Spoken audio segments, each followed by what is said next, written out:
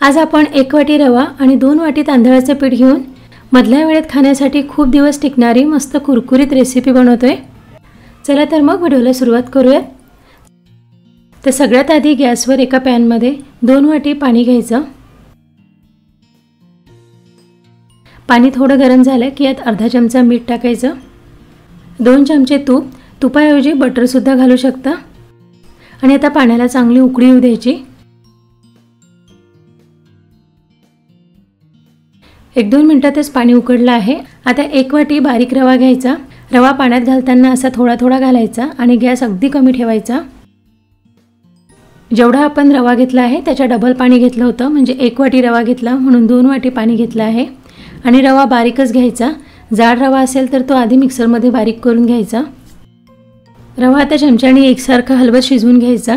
रव्याच्या यात गाठी होऊ द्यायच्या नाही, एकसारखं हे हलवत राहायचं। गॅस कमीच ठेवायचा। 2-3 मिनिटं लागतात रवा शिजायला।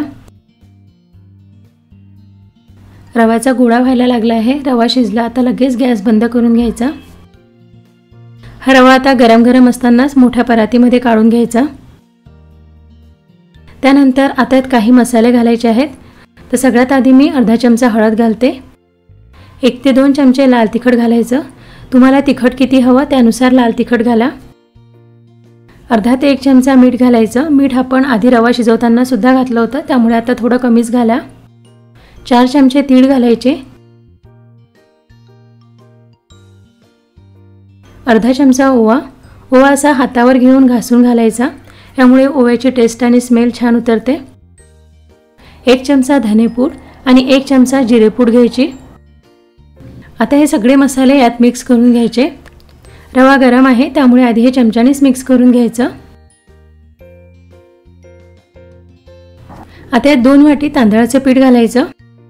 तुम्ही कोणतेही पीठ वापरू शकता, घरी बनवलेलं किंवा मार्केटमधून आणलेलं। तांदळाचे पीठ आता रव्यामध्ये व्यवस्थित मिक्स करून घ्यायचं। हे सगळं पीठ असं दाबून दाबून रव्यामध्ये व्यवस्थित मिक्स करून घ्यायचं। आपण 1 वाटी रवा घेतला होता, त्यासाठी 2 वाटी पाणी गरम केलं होतं आणि 2 वाटी तांदळाचे पीठ।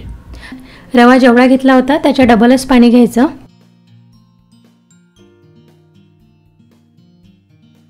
तांदळाचे पीठ रव्यामध्ये असं व्यवस्थित मिक्स झालं की हे भिजवून घ्यायचं। खूप जास्त गरम पाणी करायचं नाही आणि थंड पाण्याने सुद्धा पीठ भिजवायचं नाही, कोमट गरम असलं पाहिजे। थोडं थोडं पाणी घालून पीठ भिजवून घ्यायचं। ह्या पिठाच्या आपण मस्त कुरकुरीत चकल्या बनवणार आहोत। पीठ चांगलं दाबून दाबून मळून घ्यायचं। हे तुम्ही जितक्या चांगल्या प्रकारे मळून घ्याल तेवढीच चकली छान होते। पीठ घट्टच भिजवायचं, जास्त सैल पीठ भिजवायचं नाही। पीठ जर सैल भिजवलं तर मग चकलीला काटे पडत नाही। तर अशा प्रकारे मी पीठ भिजवून घेतलं। आता आपण याच्या चकल्या पाडून घेऊयात। तर चकल्या बनवण्यासाठी मी हा साचा घेतला आहे आणि हे पातेलं घेतलं आहे। याला आधी तेल लावून घ्यायचं। साच्याला सुद्धा पहिल्यांदा तेल लावून घ्यायचं। आता पिठाचा एक मोठा गोळा घेऊन असा लांब करून घ्यायचा आणि साच्यामध्ये भरून घ्यायचा। पीठ साच्यामध्ये दाबून दाबून भरून घ्यायचं, यात हवा राहायला नको। पीठ भरताना जर यात गॅप राहिली तर मग चकली पाडताना तुटू शकते। आता आपण याच्या चकल्या बनवून घेऊयात। हे राहिलेलं पीठ असं कपड्याने झाकून ठेवायचं। आता चकल्या आपण ह्या ताटामध्ये बनवून घेऊयात। त्यासाठी ताटाला आधी तेल लावून घ्यायचं। तेल नाही लावलं तरी पण चालेल, कारण ह्या रव्याच्या चकल्या ताटाला अजिबात चिपकत नाही, बनवताना तुटत नाही आणि तळताना सुद्धा तेलात सुटत नाही।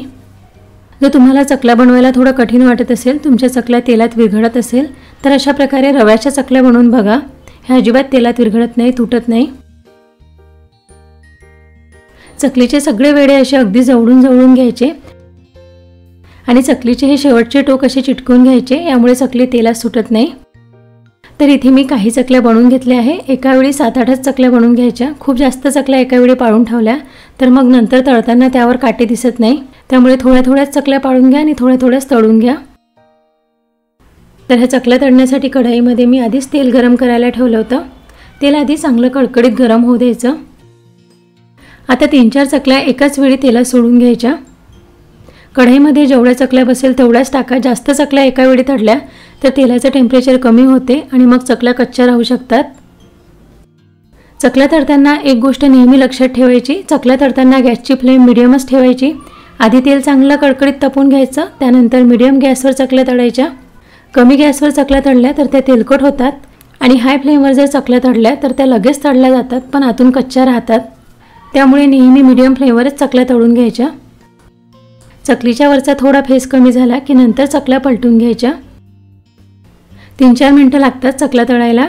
छान गोल्डन ब्राऊन रंग येईपर्यंत चकल्या तळून घ्यायच्या। 3-4 मिनिटांनी बघा छान रंग आला आहे, चकल्या तळून झाल्या आहेत। चकलीवर काटे छान पडलेत, मस्त कुरकुरीत चकल्या तयार झाल्या। याच प्रकारे सगळ्या चकल्या तळून घ्यायच्या।